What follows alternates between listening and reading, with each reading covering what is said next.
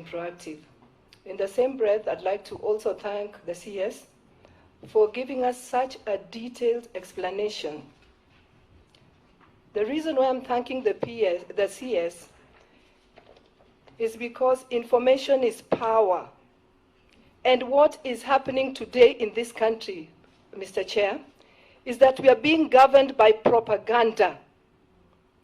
When I look at the details that the CS has given, Chair, I feel sad. I'm saddened to know, because what the country is being fed on is that the security detail that is in charge or is responsible for the security of the person of the Deputy President has been tampered with, has been withdrawn, and therefore he's been left exposed. When I look at the presentation that is before us, it is clear, and thank you, CS, for giving us this history.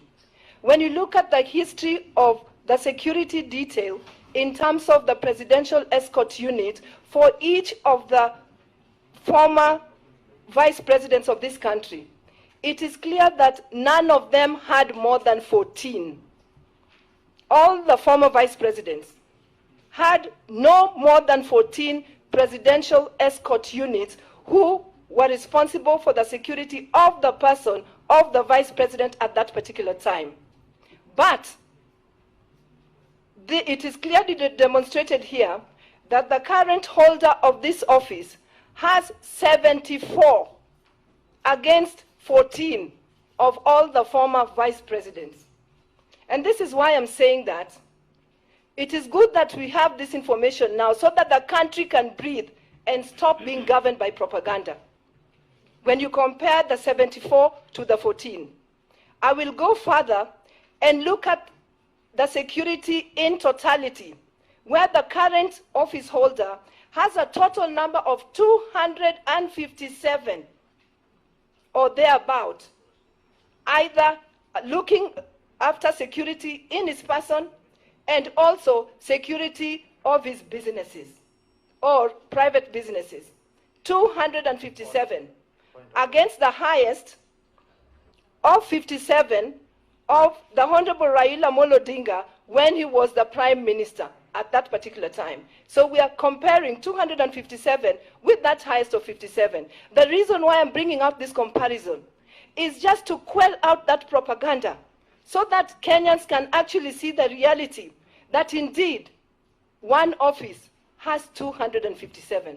This clearly brings me back to Animal Farm by George Orwell, where it says that indeed we are equal, but some people are more equal than others. And the demonstration here clearly shows that if you are a holder of the office of the Deputy President, you are indeed more equal than any other Kenyan. And Mr. Chair, I'd like to request the CS at this particular point, because I know Kenyans are watching, Kenyans are anxious, Kenyans feel exposed and unprotected. Could you kindly, in a very general manner, also let us know that as much as we are discussing the security of the Deputy President's office today, how exposed are these Kenyans? What is the ratio of this police security to the Kenyans? I would like to request for that. I would also, my second question, Chair, and I was quiet when everybody was talking, so I just request members to also give me that opportunity. Honorable Peter Masara. My second question. You let Honorable ROSA speak, and then you'll ask after that. If there is a point of order. Yes, point of order. That is how we are conducting business today. Please. My second question is I'd like to know from the CS and his office, is there a code of conduct that governs how you carry out your routine responsibility? For example, because everybody is asking, why now? Why now? And we've clearly seen that there was just a rearrangement. Rearrangement to me, coming from a background of being a teacher of English language, does not mean withdrawal. It does not mean downgrading.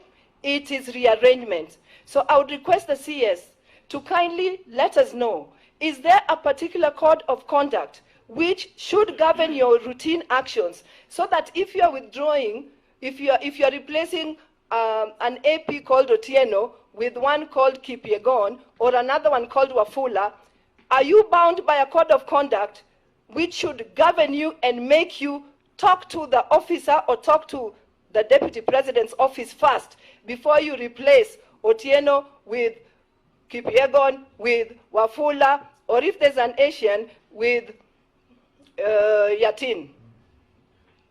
I'd like to know if there's a special code of conduct, and if you actually didn't follow that code of conduct, then why? That should be the question, not why now. Because if it's routine, I imagine that you can carry out your routine activities. But I'd like to know, is there a code of conduct that governs your actions when you have to? Done?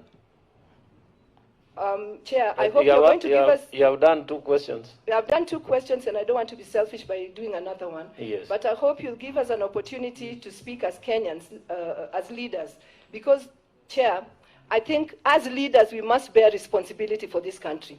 The people propagating and the people causing this propaganda and bringing the country into so much tension is nobody else but leaders. Right. But leaders on false information. I hear you. I hear you. So let's do it this way. We finish with the business here, then you know what you can do as a politician, but not in the committee. Chair. Honorable Kaunya. Point of order, Chair. Before what is out of order? Thank you very much, Chair. Just 1 moment. What is out of order? Chair, this is a house of record. My sister Honorable Mbuyu has just mentioned that we are governed by propaganda. The right word is that other people want to guide by propaganda. We are being guided by the Constitution. The current government is governing this country by Constitution. But those who want to take over using propaganda. No. Let us stop that debate. Chair, but what I said is, seemingly, yes. What the current you are a is going teacher on now, of English. it's like. Yes, I heard you. And Chair, a teacher of English cannot make silly mistakes like that. I heard you. So if there was a mistake,